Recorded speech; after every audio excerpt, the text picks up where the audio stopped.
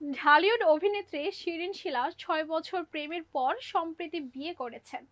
রাজধানীর একটি কমিউনিটি সেন্টারে গত 10 অক্টোবর ছিল তাদের ঘরোয়া বিয়ের আনুষ্ঠানিকতা। শিলাকে নতুন বরের সঙ্গে অবকাশ যাপনে দেখা গেছে কক্সবাজারে। অনেকে ভেবেছিলেন কক্সবাজারে হানিমুন করে ফিরবেন এই অভিনেত্রী।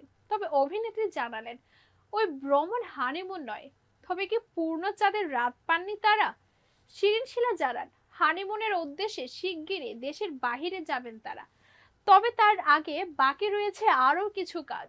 হানিমুন প্রসঙ্গে শিরিন শিলা বলেন, কক্সবাজারে বেড়াতে গিয়েছিলাম, হানিমুন নয়। বিয়েতে উপহার হিসেবে একটা ট্যুর প্যাকেজ পেয়েছিলাম, সেটাই উপভোগ করলাম। হানিমুনে যাওয়ার আগে কাজ আছে।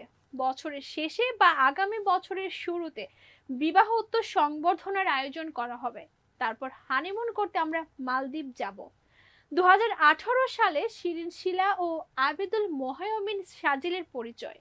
নর্থ সাউথ বিশ্ববিদ্যালয় থেকে ফার্মাসিতে স্নাতক সম্পন্ন করেছেন তিনি। পেশায় একজন ফার্মাসিস্ট। এছাড়া ট্রাভেল এজেন্সির ব্যবসাও রয়েছে তার।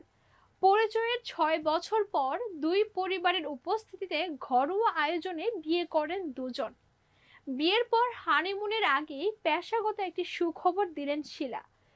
শিগগিরই নতুন আরেকটি সিনেমায় যুক্ত হচ্ছেন তিনি। সেটি হতে যাচ্ছে শিলা অভিনীত প্রথম সরকারি অনুদানের সিনেমা। শিলা বলেন, সোমবার সরকারি অনুদানের একটি সিনেমায় যুক্ত হব। সন্ধ্যায় চুক্তি স্বাক্ষরের কথা রয়েছে। সেটা ছাড়াও বেশ কয়েকটি সিনেমা নিয়ে আলোচনা চলছে। এই বছরটা তো চলেই যাচ্ছে। আশা করছি সামনের বছর নতুন কাজ শুরু করতে পারবো।